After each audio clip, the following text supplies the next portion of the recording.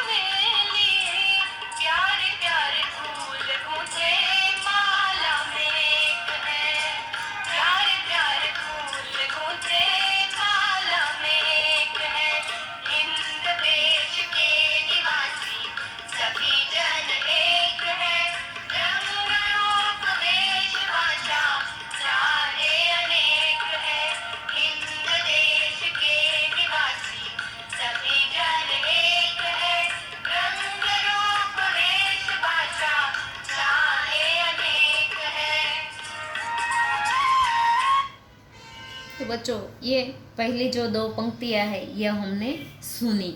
हिंद देश के निवासी सभी जन एक है। हिंद देश की यानी कि भारत देश में रहने वाले सभी लोग एक है। चाहे उसका रंग अलग हो, उसका रूप अलग हो, यानी कि उसके रंग रूप देखाव के हिसाब से, भले ही उसका रंग गोरा हो या फिर काला हो, कैसा भी हो। वेश यानी कि पहनावा, हम सब का पहनावा अलग अलग है।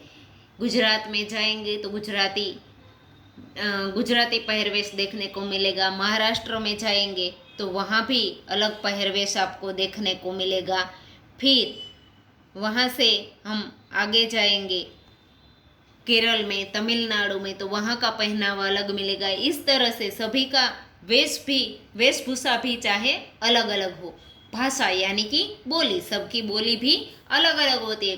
किसी की गुजराती, किसी की हिंदी, मराठी, तेलुगु, कोई भी बोली हो, यानी कि कोई भी भाषा हो, फिर भी सब अलग अलग है, फिर भी सब एक है। यानी कि हिंद में रहने वाले रंग रूप से अलग हो, वेशभूषा से अलग हो, बोली से अलग हो, पर फिर भी सब एक है।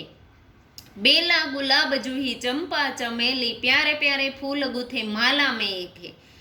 बगीचे में कई तरह के फूल खिलते हैं, जैसे कि बेला, गुलाब, जूही, चंपा, चमेली, सभी फूल के रंग रूप अलग होते हैं, सभी की सुगंध भी अलग होती है, फूल दिखने में भी बहुत सुंदर होते हैं, लेकिन जब उस एक धागे में पिरोया जाता है, प्यारे प्यारे फूल फूल होते तो बहुत प्यारे हैं, लेकिन जब उसे एक माला में, एक धागा में पिरोया जाता है तो वह भी एक हो जाते हैं। अब आगे पंक्ति सुनिए।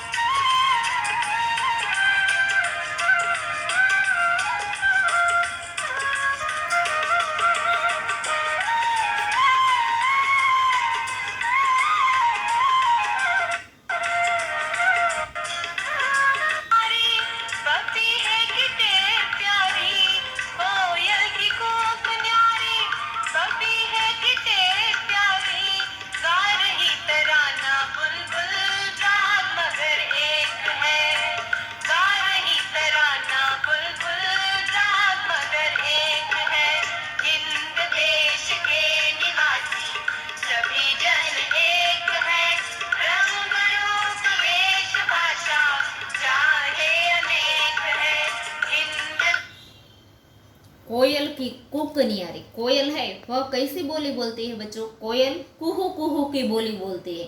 पपीहे की टेर प्यारी, यानी कि पपीहा वह पी पी ऐसे ही प्यारी आवाज में बोलता है। गा रही तराना बुलबुल, बुलबुल होती है उसका भी अलग राग होता है, उसकी भी बोली अलग होती है। राग मगर एक, ये तीनों की बोली अलग है, कोयल की, पपीहे की और बुलबुल की, लेकिन फिर भी ऐसा लग रहा है कि यह सब पक्षी भले ही अलग अलग बोली में बोलते हैं, लेकिन उसका राग तो एक है, वह एक ही राग में गा रहे हैं कि हिंद देश के निवासी सभी जन एक हैं, रंग रूप वेश भाषा चाहे अनेक है। तो यह पक्षी भी हिंद देश के सभी निवासी को, सभी जन को, सभी लोगों को एक होकर एकता में बंधे रहने की सीख देते हैं। अब आगे की पंक्ति सुनिए।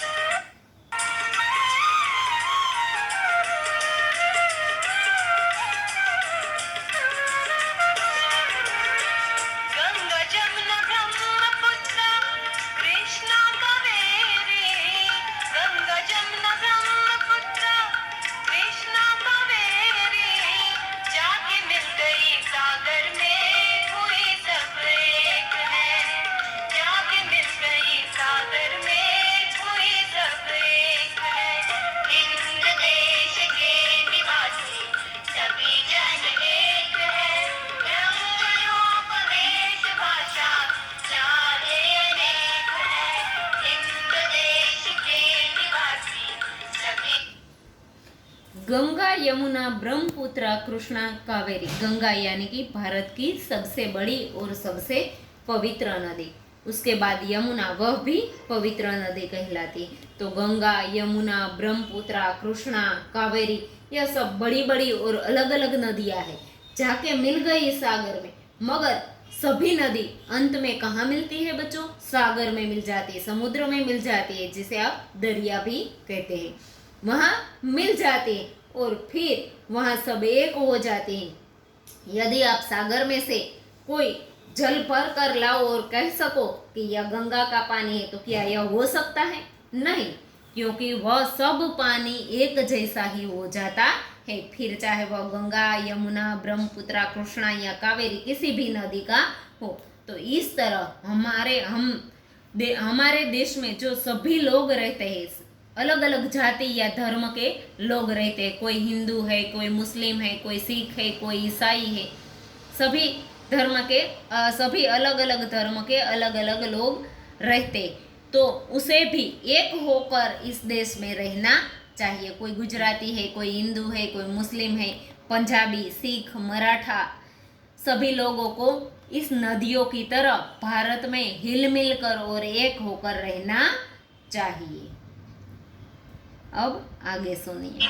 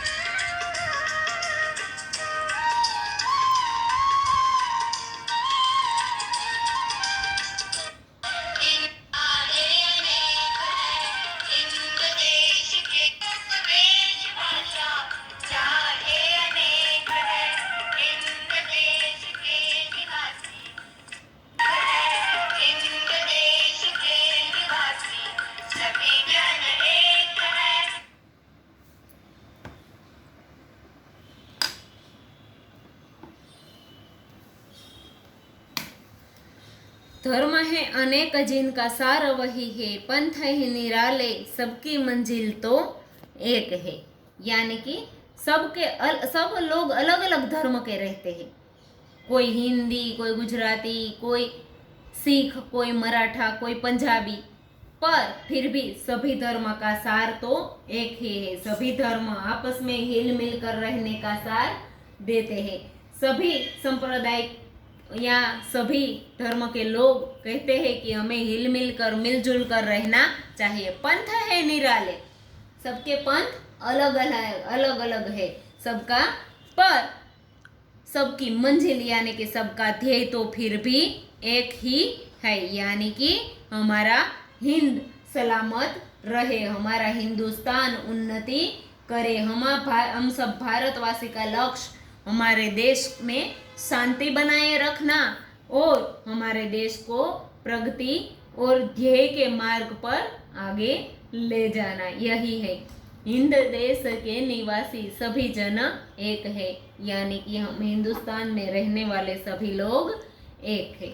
तो बच्चों, यह एकम 5 की हिंद देश के निवासी काव्य की समझूती थी। अब आगे के वीडियो में मैं आपको स्वाध्याय के प्रश्नोत्तरी समझाऊंगी।